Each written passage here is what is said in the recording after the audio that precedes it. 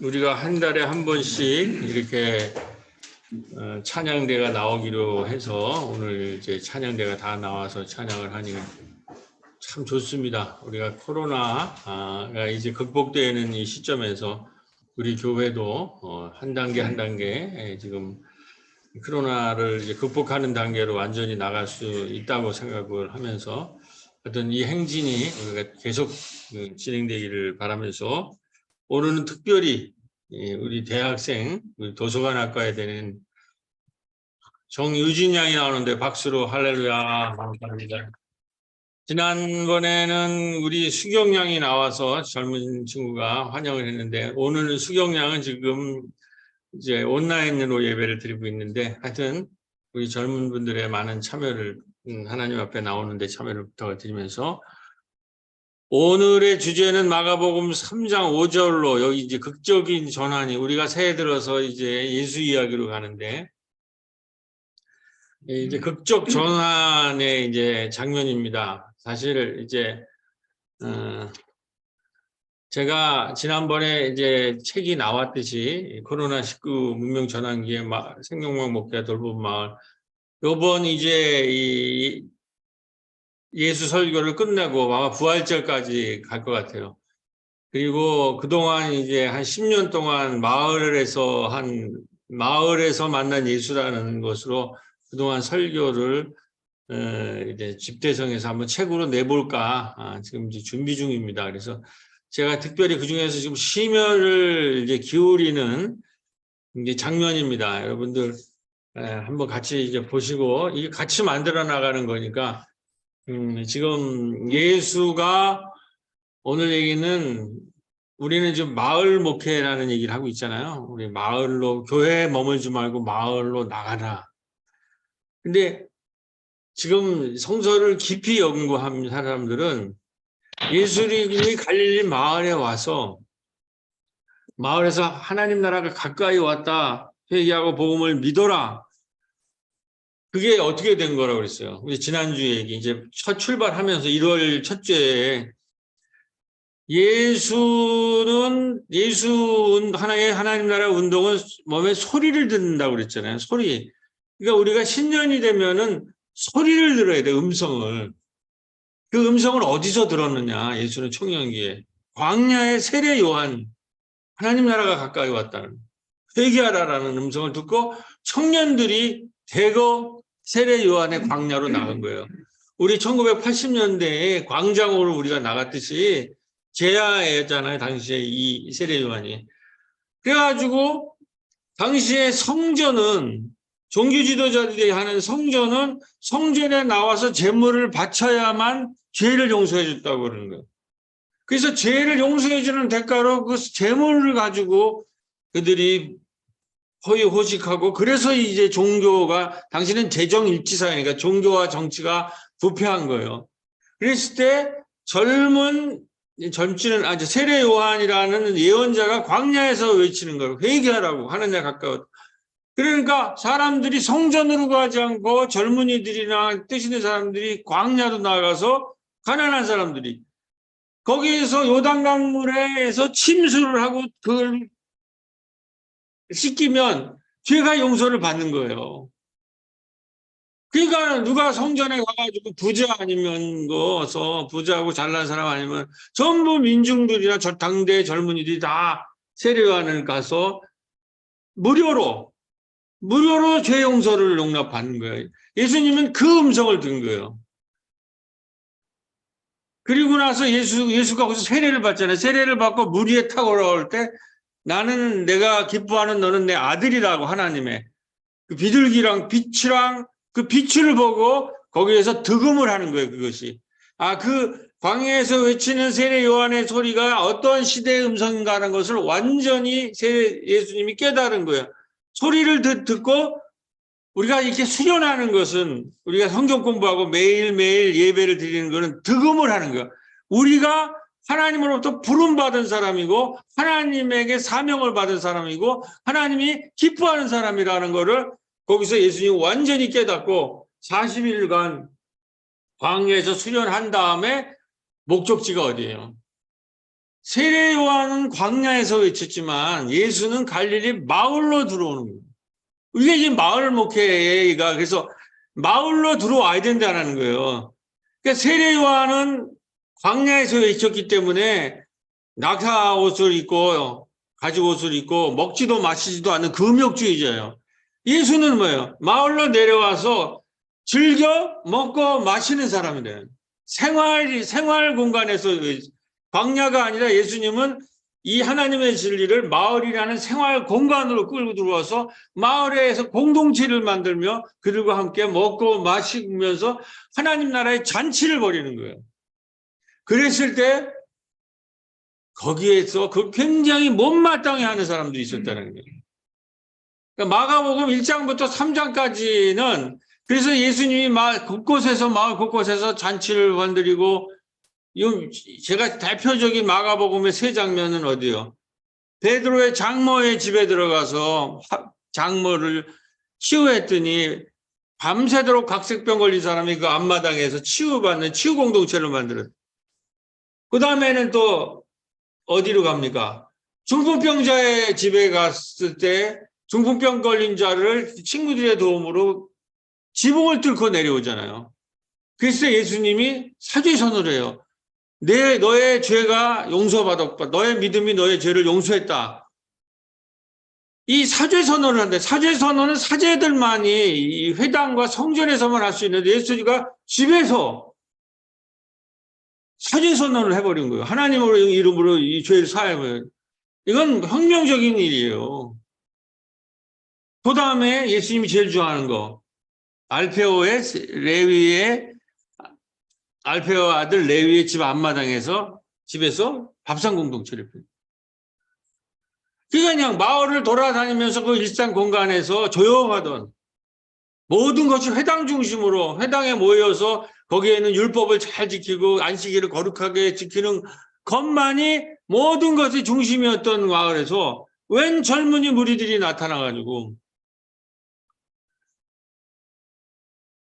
집 앞마당에서 사람을 취해가지고 밤새도록 각색병 걸린 사람을 다 고치고 그 다음에 중풍병자가 지붕 뚫고 온 거를 사죄선언을 하고 그 다음에 창녀와 세리의 친구라고 그러잖아요.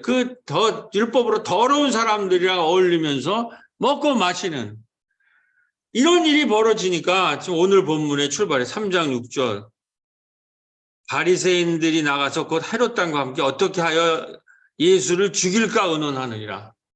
벌써 3장에 오면 이거 못마땅하네. 이거 안 되겠다. 그래서 7절에 결정적인 얘기가 나와요. 예수께서 제자들과 함께 바다로 물러가시니 갈릴리에서 큰 무리가 따르며.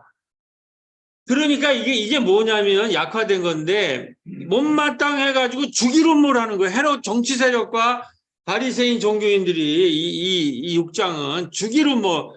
이때부터 벌써 예수님은 십자가의 그 그늘이 죽음의 그늘이 이제 이게 못마땅한 거예요. 예수의 행태가. 그래가지고 이 얘기는 7절에 예수께서 제자들과 함께 바다로 물러가시니라는 것은 동네에서 쫓겨난 거예요. 예수가. 그러니까 이 9절, 3장 5절 이후에 다시는 동네 마을로 못 들어가요. 우리는 지금 마을 목회를 얘기하지만 성서는 우리가 이제 교회에서 나와서 마을로 들어가야 된다. 그 얘기를 넘어서서 마을에서도 쫓겨난 사람들, 그게 바로 오클로스라는 거예요. 민중신학이 발견한. 그 오클로스가 예수의 핵심적인 예수의 이 전도의 하나님 나라의 대상자들이라는 거예요. 이게 이렇게 분명하게 성서적으로 나와 있는데 이런 얘기는 안 해요. 예수님이 마을에 들어갔다라는 거. 그래서 마을에서 잔치를 벌이다가 이 사람들에서 쫓겨나서 이 마을에서 쫓겨나니까 어디요? 호숫가로 나가죠. 호숫가 들판. 여기가 이제부터 3장 이후에는 주 무대예요. 그러면 이 호숫가의 저 건너편에 뭐가 있어요? 거러사, 수르보니게 여인. 이게 바로 이방 땅이란 말이에요. 그러니까 마을에서 쫓겨나서 호숫가로 밀려나가서 그 호숫가에 밀려온 오클로스가 예수 선교의 주 대상이고 이 사람들과 함께 항해를 하는 거예요. 그러니까 이미 유대교를 넘어서는 거예요. 유대교가 예수를 지금 밀어내는 거예요. 교회 회당에서 마을로 밀어내고 마을에서 마을 밖으로 밀어내고. 그러니까 예수님을 그 밀려나는 것을 통해서 오히려 이 복음은 온 세계화 되는 거예요. 바울에 들어가면 유럽 땅에 들어가가지고 유럽 천지를 전하잖아요. 그게 박해를 받아야 돼, 교회가. 그게 고난이라는 것이 이 복음을 전파하는 씨앗이 된다는 거예요. 그거는 이제 흥미진진한 얘기는 이제 다음 주부터 이제 비유와 항해 얘기로 들어갑니다. 저도 이제 모든 그동안의 설교를 총 집약을 하고 있어요. 책도 내야 되고 그러기 때문에. 그러니까, 제가 아주 지금 굉장히 심혈을 기울여서 지금 하는 건데, 근데 이때에 이 호숫가에 모여있는 사람이 누구냐? 이는 많은 사람은 10절에 고치셨으므로 병으로 고생하는 자들이 예수를 만지고자 하여 몰려왔습니다. 회당에서는 안 보이던 수많은 각색병 걸린 사람, 어려운 사람들이 회당에서 쫓겨나서, 마을에서 쫓겨나서 호숫가에 들판으로 나가니까 거기에 수많은 민중들이 병들고 아프고 가난하고 배고픈 사람들이 그 호숫가에 몰려들기 시작하는 거예요. 이게 지금 현대의 이 신약 성서의 큰 주제예요. 옛날에 이렇게 못 읽었어요, 성서를. 이 무리가 그냥 무리가 모였나 보다. 근데 우리 한국의 민중신학의 안병무 선생이 이것의 비밀을 풀어내셨어요. 자, 여기까지 한번 이제 다시 요약을 하면 이런 겁니다. 성전에서 예수님의 행태는 지금 회당으로 내려와서 회당에서 마을로 내려와서 마을에서 다시 호숫가로 내려가고 있잖아요. 예수의 행태, 행동의 흐름을 봐야 돼요. 성전에 있었던 사람들이 다 종교인들이. 근데 회당으로 내려오고 마을로 내려왔는데 마을에서도 쫓겨나서 호숫가.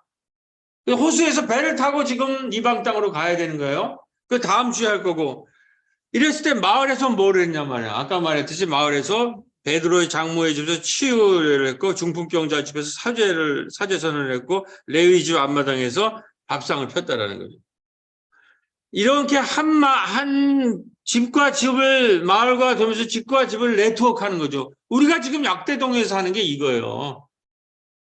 집과 집을 마을 신방이라는 게 뭐냐? 집과 집을 베드로의 장모의 집, 중풍병자의 집, 죄인의 집, 레위의 집처럼 집과 집을 마을 신방을 하고 거기에 있는 사람들이 지금 아까 선지자의 집사들이 기도에 나왔듯이 돌봄마당 세대 공감에서 모여서 잔치를 하고 이 마을에서 교회가 교회 중심이 아니라 마을과 마을을 예수님이 이 일을 하셨잖아요. 이 일을 하시는 거를 따르는 거예요. 교회는 교회가 중심이 아니라 하나님이 중심이고 예수가 중심이잖아요.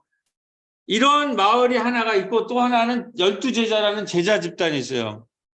이 집단은 이 갈릴리 가버나움 호숫가에서 그 제자는 청년들이 직접 불러요.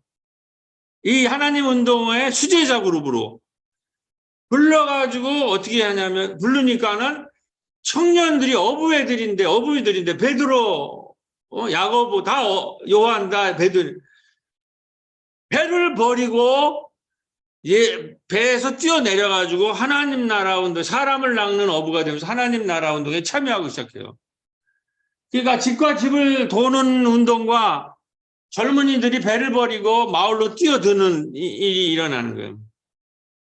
우리 지금 이승훈 목사가 꼬비 심야식당 하면서 청년들이 여기 지금 우리 그 무도인들이 있잖아요. 이런 친구들이 미래의 이 마을의 이 베드로가 돼야 되는 거죠. 그래서 마을에서는 다 결합을 하고 그 중에서 또 핵심적인 사람들 와서 우리가 매주 예수의 말씀을 듣고 우리가 수제자들이죠. 그 다음에 세 번째는 뭐예요? 이 길거리나 마을에서 쫓겨나서 호숫가 같은 데에서 예수님이 마을에서 쫓겨난 사람이 대표적인 병자들이잖아요. 문득병자. 문둥병자를 고쳐주고 아무도 문둥병자랑은 접근을 못해요. 접근할 수가 없어요. 문둥병자가 접근하면 나는 죄인입니까? 가까이 오지 말라고 표시를 해야 돼요. 그걸 어기면 율법에 어기가 되는 거예요. 근데 예수님은 접근을 해서 고쳐주잖아요. 그러는데 그러면서 뭐라고 말해요? 예수님이 이제 요주의 인물이도 하니까는 빨리 잡히면 안 되니까 더 이상 말하지 말라. 그랬을 수도 있고 자기가 메시아인 것을 빨리 탄로가 나면 여러 가지 문제가 일어날 것 같으니까 당분간은 말하지 말라고 이렇게 당부를 했는데 이 문둥병 환자가 대표적인 회당으로 들어갈 수 없는 병이 들고 가난하고 그래서 회당 생활을 교회 생활할 수가 없는 사람이란 말이에요. 이 사람이 참지 못하고 나는 예수를 만나서 병이 나았다 그러고 동네방네 소문을 내는 거예요. 지금 근대 신학자들이 발견한 거는 뭐냐면 우리가 지금 읽는 성서를 제일 먼저 모으고 제일 먼저 소문을 내고 그 소문을 낸 거를 조각문서라고 오럴 트래디션이라고 성서가 처음에는 오럴 트래디션으로 조각문서로 남아있는 거예요. 그거를 지금 마가가 집대성해가지고 마가 복음을 만든 거예요. 그러니까 처음에 오럴 트래디션이라고 하는 조각문서에는 조각조각 이 문둥병자들이 주로 제일 많이 나오는 게 뭐예요? 예수 사건에. 병 고치는 거 죄사함 받은 거예요. 밥상 펴는 거. 이게 지금 많아요. 세 가지거든요. 장모의 집에서의 치유, 사죄, 밥상. 이게 예수님이 가장 즐겨했던 거 이것이 하나님 나라예요. 근데 이 얘기를 이 사죄하고 밥상 펴고 그리고 치유한 거 이거를 누가 전파했는가? 이거란 말이에요. 말하지 말라고 그랬는데 자기들이 나는 예수 사후에 이제 마가가 뭐 6, 70년대에 수집을 하기 시작했겠죠. 갈릴리에 가서 예수라는 인물이 어떠냐. 그 사람들의 얘기한 게 나는 예수를 만나서 치료받았다. 예수가 나한테 사죄 선언을 했다. 내가 나았다고. 좀 뻥 튀겼겠죠. 그러니까 여기 기적처럼 많이 보이는 게. 어마어마한 사람이고. 그 사람을 만나가지고 내가 구원을 받았고, 그 사람 만나서 내가 치유받았고, 그 사람은 갈 때마다 먹고 마시고, 우리 세리와 죄인의 친구였고, 빵 5개와 물고기 2마리로 5,000명을 먹였다. 이게 이제 좀 뻥의 근거. 이런 기적이 우리한테 일어났습니다. 우리한테 이런 잔치가 일어났습니다. 이런 고백들이 모아진 거예요. 그것이 마가가 수집해가지고 거기에 하나님 나라, 그 다음에 예수가 메시아라는 거, 그가 하나님의 아들일 뿐이 없는 거를 신학화에 그것을 입혀가지고 오늘의 마가복음이라는 거를 탄생시켰는데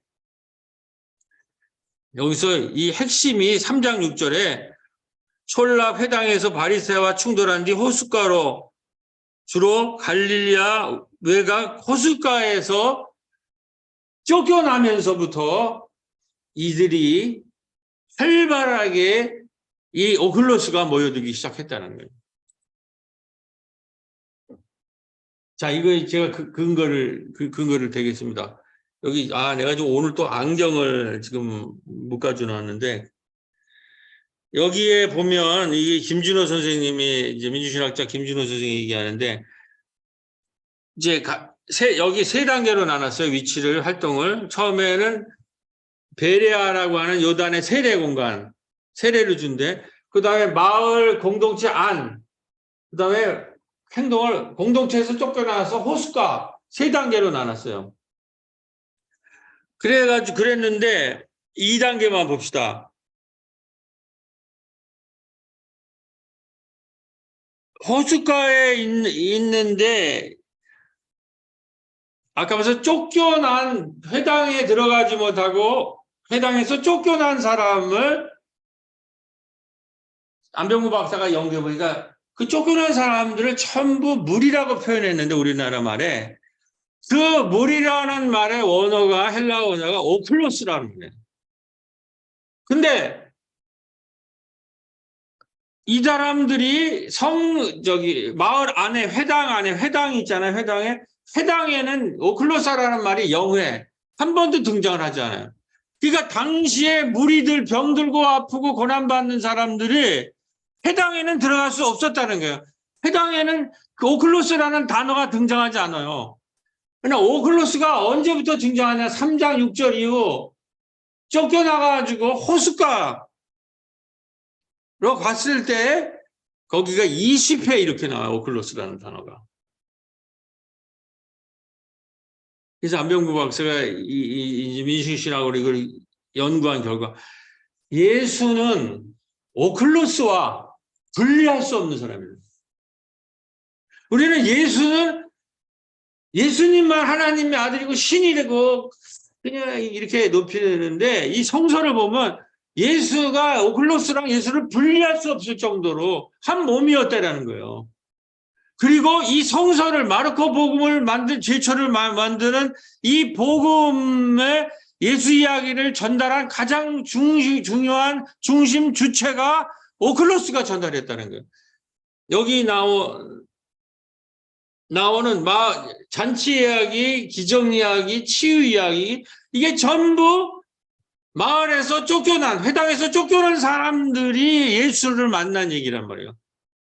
지금 이 예수라는 인물, 역사적 예수라는 이 얘기를 누가 전했느냐? 예를 들면 제가 죽고 나서 만약에 약대동 얘기를 하면 무리교회 역사를 얘기를 할 때 당시에 마을 교회를 했던 이원돈 목사가 있다 그러면 그 교회 얘기를 누가 전했느냐가 중요하다는 거예요. 그리고 예수를 어떤 사람이 어떤 눈으로 봤느냐. 근데 지금 마가복음의 핵심은 오클로스가 전한 얘기가 중심이고 심지어 예수랑 가장 가까이 있으면서 예수가 모든 얘기를 다 해준 제자 집단 있잖아요. 이 사람들이 예수의 내비란 얘기를 알지만 이 사람들은 중요한 중심 인물이 아니다는. 제자보다도 더 중심 인물은 마가복음 오클로스라는 거예요. 그게 민중신학의 결론이에요. 왜냐하면 이 뒤에 가면은 마가복음 맨 오클로스 제자들은 배반하고 부인하고 도망쳐요. 왜 이 마가가 이렇게 제자들을 굉장히 비판적으로 그렸는가? 그거는 이 마가복음의 주인공이 누구인가라는 것을 얘기하고 있다는 거예요. 마가복음의 주인공은 교회 안에 있는 사람도 아니고 교회 안에는 마을 사람들 중에 일부고 더 중요한 건 교회에서 쫓겨나고 마을에서도 쫓겨나고 마을 저 밖에 있는 그 오클로스가 가장 하나님이 사랑하고 예수가 메시아로 예수와 함께 메시아와 한 몸이 된 그 하나님 나라의 진정한 백성이라는 거죠. 과연 우리 한국 교회가 이 지금 오클로스를 우리가 지금 교회에서 마을에 나가기도 이렇게 힘든데 마을을 넘어서 있는 오클로스까지 우리가 갈 수 있느냐. 얘기를 여기서 다 해버렸기 때문에 이거 그냥 넘어가겠습니다. 이 자료 올라가니까 제가 또 시간이 많이 걸리니까 이걸 보시면 이거는 이제 주로 김진호 목사님이 한 그 안병구 박사 제자인 하는 아주 심층적으로 이게 사실 깊이 이렇게 성서를 이런 식으로 연구하면 막 가슴이 떨려요. 정말 예수가 누구였는가, 역사적 예수가. 그리고 그 당시에 실제 일어났던 상황이 뭔가. 지금 우리는 이러한 신앙을 추구해야 된다는 거예요. 그냥 하나님 먹고 저 은혜 받아서. 물론 그건 중요해요. 그게 아니라 정말 역사에 존재했던 그 예수가 누구이고 그 이야기가 어떻게 전개됐으며 그 이야기를 누가 은혜를 받고 누가 전달해서 어떻게 모아져서 어떻게 성서가 됐는가. 그거를 지금 밝혀낸 건데, 자, 그러면 오늘의 이제 얘기로 넘어가겠습니다. 이제 응용 부분입니다. 오늘 그러면 우리 오클로스는 누군가? 저도 뭐 교회와 마을 얘기만 하고 있는데, 우리는 지금 교회를 넘어서 마을로 나가는 것이 한국 교회는 여기 나가기도 힘들지 않겠어요? 온 힘을 다하고, 우리 교회가 그래도 참 교인들이랑 힘을 합쳐서 그런 부분에서 상당한 모범을 보여줘서 저는 뭐 감사할 따름이에요. 제가 이제 이 몇 군데에서 지금 인천 쪽에서 지금도 이런 5명은 어떤 그 도서관을 하는 여성 목사님이 모아놔서 우리 마을 목회중 협동적으로 하는 와서 좀 강의를 해달라고 그래가지고 준비를 하는데 뭐라고 써냐면 목사님은 30년 동안 마을 일을 해서 기반이 있어서 그렇지만 그분은 여성 목자로서 혼자서 일을 하고 사역을 어떻게 하냐면 도서관을 하나 세워가지고 도서관 중심으로 해요. 근데 우리 같이 이제 처음 마을 목회를 시작해야 될 사람들은 어떻게 출발을 해야 하는지 모르겠다. 그래서 제가 이제 제 책을 이제 5권을 5명 모인다니까 이제 보내기로 했고, 그러니까 지금 이제 이러한 것에 대한 이렇게 성서를 읽고 이런 일을 해야 된다는 사람들이 많은데, 하여튼 어쨌든 간에 이렇게 소문이 나서 이 얘기를 지금 전파할 수 있는 기회가 왔다라는 것이 굉장히 이제 감사한 일인데, 우리는 마을에 있지만 또 우리랑 같이 여러 차례 우리 여기 이 버스 뭐죠 이름이? 응? 청개구리 버스 가지고 이제 우리 같이 마을 축제를 가을 소문화 축제를 하는 그 이정아 대표님 거기에서 이 12월 27일에 거리 노숙인에 대한 지원 활동을 펼치던 주효정 선생님이라고 하는 이분이 어디 인천에 있는 어느 교회 집사님인데 20여 년 동안 노숙인을 지원 활동을 하면서 온몸을 다해가지고 했는데 이제 너무 몸이 피폐해서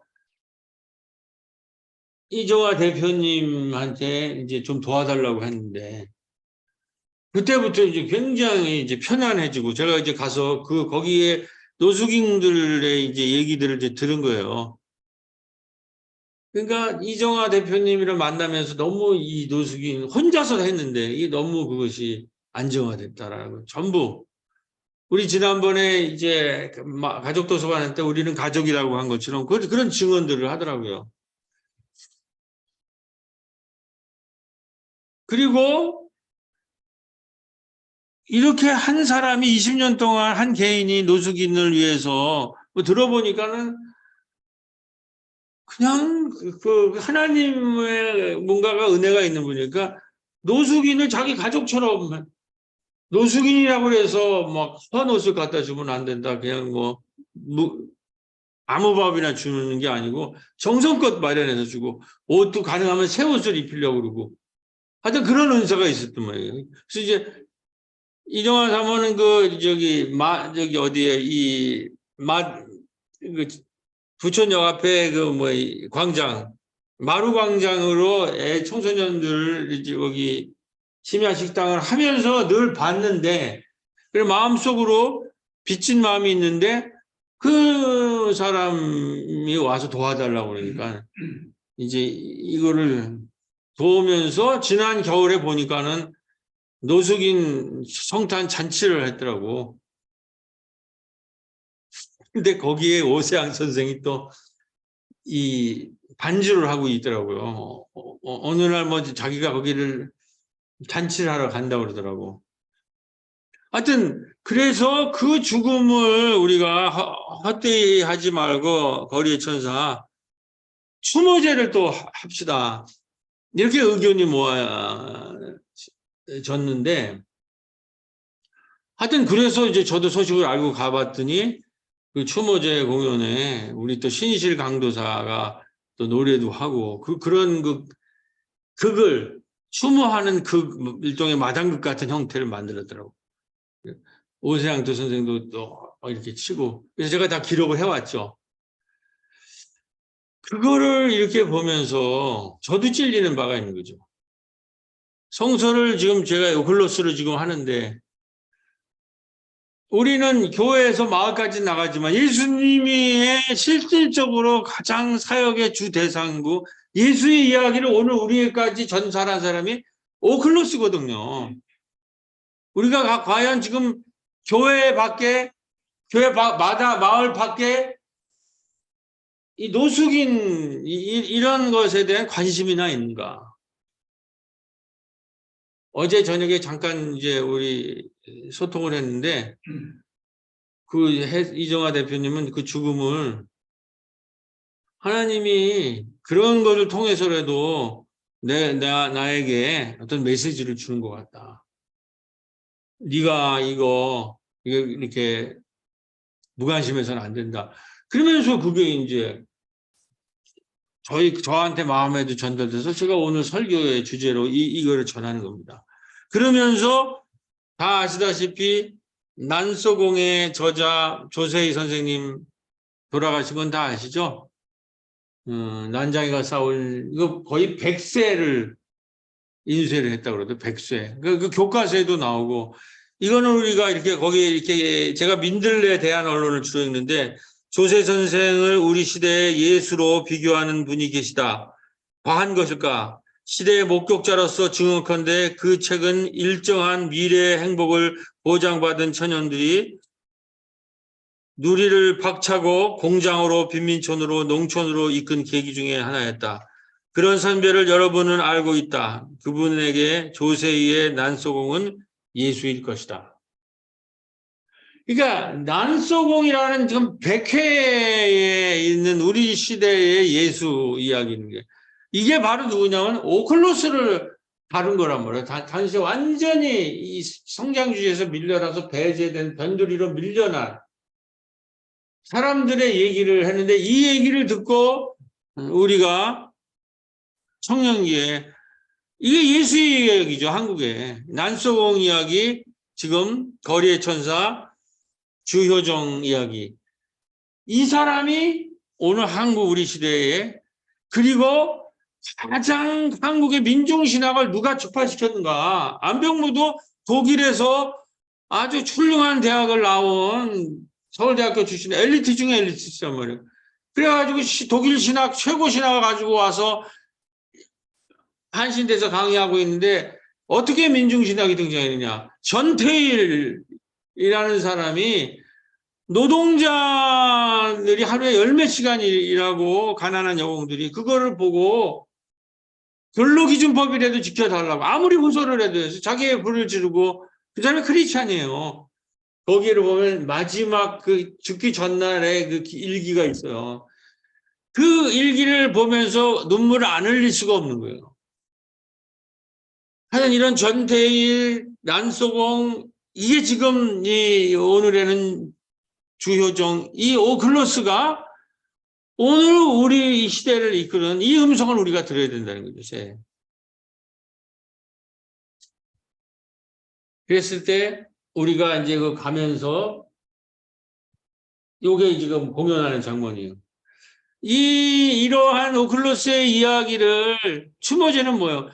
그냥 잊혀지는 것이 아니라 그걸 기억하고 우리가 함께 기억하고 함께 뜻을 기리고 그래서 같이 기록하고 그렇게 해서 만들어진 게 마가복음서라는 말이에요. 마가복음서. 이들에 의해서 이들이 입으로 전하지 말라고 그러는 그러니까 이정화 대표는 자꾸 나보고도 전하지 말라. 너무 소문나는 거 싫다 이러는 거예요. 근데 안 전할 수가 없는 거예요. 저도. 가서 찍어가지고 기록해가지고 유튜브에 올리더라고요. 내가 무슨 거기에 뭐가 있겠어요. 이게 지금 똑같은 일이 일어나는 거예요. 그러니까 복음의 전파 과정 이게 신약성서에는 아주 이론적으로 돼 있어요. 그걸 지금 얘기할 수가 없지만 그 굉장히 중요한 말이란 말이에요. 그 예를 들면 문득병장한테 말하지 말라고 그랬는데 나가서 온 사방에 하면서 그냥 군중들이 그냥 몰려드는. 그렇기 때문에 이 앞으로 교회는 이러한 오클로스의 마을에 교회에 있는 사람과 마을에 있는 사람들 뿐만 아니라 마을 밖에 있는 사람들의 이야기를, 스토리를 묶어서 이거를 이렇게 공연을 했잖아요. 공연 예술. 난 이 젊은이들한테 이 공연 예술, 우리 도서관 학과도 이제 이런 거 좀 관심을. 도서관에서도 요즘 공연 많이 해요. 우리 저기 성탄節거기서 20주년 공연한 거. 그럴 때 와야 되는데 우리 유진이가 그래가지고 멋있는 오수정 사서 같은 사서가 돼야 되는데 이런 공연을 해야 되네. 그래서 저는 마을 교회는 마당극이 돼야 된다. 마을에 아까 말했듯이 지금 도월 김용옥 같은 경우는 마가복음 자체를 하나의 마당극으로 그 대본으로 봐요. 거기 보면은 이 너희들은 깨달을지어다 이런 거는 우리 지금 있잖아요. 판소리 하면 마당극 하면 여기 사람이 이렇게 인산만산한데 우리 마당극이나 한번 추고 갈까 뭐 이런 식으로 그런 대사였다는 거예요. 그리고 이것이 16장뿐이 안 되잖아요. 동네를 다니면서 당시 초대교회를 다니면서 예수의 일대기를 마당극으로 만들어가지고 이게 얼마나 하기 좋아요. 제가 지금 약대동에서 한 스토리랑 묶어가지고 지금 스토리텔링을 하는 거예요. 그래서 요번에 얘가 책을 내보려고 그래요. 책을 내려고 그러는 거예요. 아까 말했듯이 그렇게 되니까는 베드로의 가정집에서 일어나는 치료를 하니까 그냥 각색병 걸린 사람들이 밤새도록 오는 그게 한 마당이 되는 거예요. 근데 죄를 용서하는 그 마당. 그 다음에 그 밥상 공동체, 레위, 알페의 아들 레위의 집 하면서 그걸 전부 극으로 만들 수 있다는 거예요. 그래서 이거를 그런 마당극화 해가지고 우리도 있잖아요. 우리는 그 문희학당. 거기에서 제가 은퇴하기 전에 한번 하고 그런 영화를 만들든지 이 마을 이야기를 갖고 이런 마당극을 만들고 싶은 꿈이 있는데 모르겠어요. 제 문화적인 영역이나 이건 보통 얘기가 아닌데 하여튼 이렇게 해야 젊은이들이 이 복음을 지금 들을 수 있다는 거예요. 여기 음악 예술 그러니까 한 노수균이 죽은 거를 이런 식으로 부천에서는 표현하고 이렇게 거리에 천사하고 와서 같이 축하하고 이걸 유튜브에 올려서 하고 지금 모금도 막 시작을 하고 있다. 이러한 그래서 교회와 교회 밖의 사람, 교회 마을 사람, 교회 밖에 있는 사람들까지도 그래서 지금 엄미선 구역장과 우리 청춘 2명과 미디어 학당을 만들었잖아요. 그것도 제 내면 깊은 곳에는 이런 생각이 좀 있는 거예요. 마을 이야기도 기록하지 언제 때가 되면 이 예수의 이야기를 마당극으로 만들고 그리고 교회 자체가 하나의 한 마을의 마당극이 되는 그래서 여기 세대 공감에서 젊은이, 노인 모두 모여서 마을의 이야기를 나누고 잔치를 나누고 축제를 만들고 모든 우리의 예배부터 선교가 하나의 마당극화되어야 된다. 사실 오늘 내가 내 내면에 있는 모든 거를 막 지금 다 털어져 나오는데 감당할 수 있지는 모르겠지만 하여튼 제가 지금 가장 중요한 그 성서의 이제 본문을 지나오는데 이제 이게 제가 청춘 때 배웠던 마당극이라는 한국의 마당극이 얼마나 위대한 거냐면 이거 좀 나와. 여기 보면 마가복음 13장 10절에 읽는 자는 깨달을진저 이게 예를 들면 초대교회 순회를 하면서 보이는 이쪽에 마당극이었는데 유한경이라는 소리꾼들을 위한 감정 표시 지식이었다는 거예요. 그리고 지금 쭉 얘기한 거 뭐예요? 이제 1장부터 3장까지의 이 마당극 대본의 주요 인물이 뭐예요? 바리새파가 있죠. 이거는 마당극의 양반이에요. 예수가 뭐예요? 말뚝이와 같은 사람이에요. 말뚝이. 그 다음에 오클로스가 여기 뭐예요? 광대들 나오잖아요. 거기에. 그 다음에 여기 제자들. 이게 굉장히 중요하고 우리 마을에서 지금 이 얘기가 다 되고 있어요. 여기 지금 우리 마을에서 일어나는 얘기 좀 부천 역전에서 이런 주요정 그 선생님 얘기. 그리고 이 풍자와 해악이 그 마당극의 핵심이거든요. 마당극의 핵심. 풍자와 해악이. 근데 그게 지금 여기 이제 이 제일 큰 싸움은 바리새와 예수와의 싸움이에요. 바리새와 예수.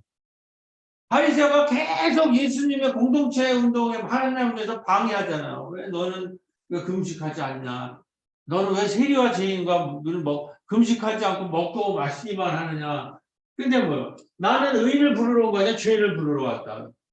이게 얼마나 풍자해야 되는 거예요. 그 다음에 왜 금식하지 않느냐? 신랑이 왔을 때 금식할 필요가 없다. 이게 지금 말뚝이가 양반에 대해서 하는 얘기가 똑같아요. 양반들이 잠자는 척하고 거룩한 척하는 걸 전부 비웃는 거예요. 이게 지금 마가복음의 핵심 아주 중요한 거란 말이에요.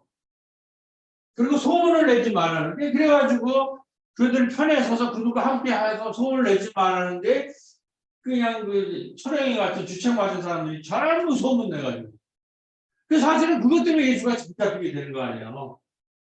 이러한 이게 지금 말하는 장면 아니에요? 우리는 많이 했죠. 여기에 이제 우리 안에 뭐 선희정 선생님의 오상 선생님 다 아마 우리 선생님도 장구를 치는 줄 알고 있는데 이렇게 합작하면 우리가 하여튼 무슨 꿈을 꿀 수 있지 않을까. 그리고 이제는 이런 문화예술적인 교회가 되지 않으면 마당극, 그러니까 마당극 마을교회, 역동적으로 마을의 하나의 마당극으로서의 교회가 되지 않으면 미래 전도가 쉽지 않다고 그런 거예요. 이런 사건이 일어난 게 지금 뭐예요? 저는 주로 여기에 민들레를 이제 라는 대학 예시를 보는데 지금 여러분 이 우리나라 미디어가 어떤 지경이 있는지 알죠? 김어준이가 TBS에서 쫓겨나가지고 겸손하기는 힘들어라는 그런 유튜브 방송을 해요. 그게 무슨 얘기냐면 벌써 40만이 돌파했어요.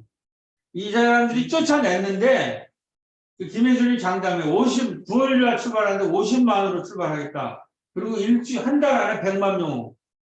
그러니까는 잘못 건드린 거예요. 쫓아냈는데 온 사방으로 지금 예수 말하지 말라고 그랬는데 온 사방으로. 그 다음에 더 탐사도 지금 구속을 했는데 영장 발부가 안 됐죠. 판사들이 검증했죠. 이 사건과 예수가 해당 마을에서 쫓겨난 사건과 전혀 비슷하다고 이 설교 준비하면서. 그러면서 민들레의 이 사람들은 아주 고수의 이 기자들인데 제대로 된 언론인데 뭐라고 얘기하냐면 이 사람들이 김어준이나 이 더탐사 같은 게 전부 요즘 말하면 이 주요 매체들 공영방송에서 제 역할을 못하기 때문에 독립언론이거든요. 우리도 독립교회나 대한교회 같은 교회요. 이 주교회들이 제 역할을 좀 못하고 있기 때문에. 그런데 이 뭐라고 썼냐면 그 언론학자가 대한 언론의 현실을 CR에 선정하고 그러더라고요. 독립언론에. 함석분홍이 그 4.19 때 어마어마한 탄압에서 최소 필명을 휘두르는 거예요. 그 크리스찬이잖아요. 우리 다 함석헌 선생님의 우리 교수님이 우리 교회를 세운 남정희 교수님 함석헌 교수 그 제자예요. 그래서 제가 청룡이 때 우리 함석헌 교회 우리 조그만 교회에 그 새해에서는 거기에 오셨다고 자기 제자교회라고. 근데 이게 대한 언론의 계보를 CR의 소리 김어준이 뉴스타파 더 탐사로 이렇게 보더라고요. 이거를 지금 우리가 키워야 될 거라는 거예요.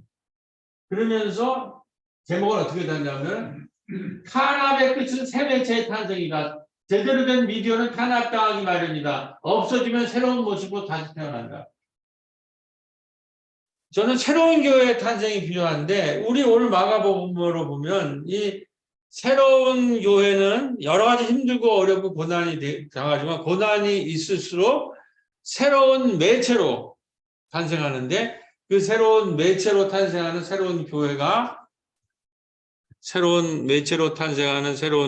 교회의 내용이 콘텐츠가 저는 마가복음을 오늘 같이 읽으면서 마가복음의 오클로스를 우리가 한번 가장 중심 인물인 오클로스를 한번 읽으면서 마당극으로서의 교회가 우리 새로운 교회에 2023년에 나아갈 길이 되어야 될 줄로 믿습니다. 다 같이 기도하시겠습니다. 주님, 오늘 우리가 읽기에는 벅차지만 한번 용기를 내어 도전을 해봤습니다. 주님, 교회에서 쫓겨나고 마을에서 쫓겨나고 마을에서 그래 저 호숫가에 모여 있는 그곳에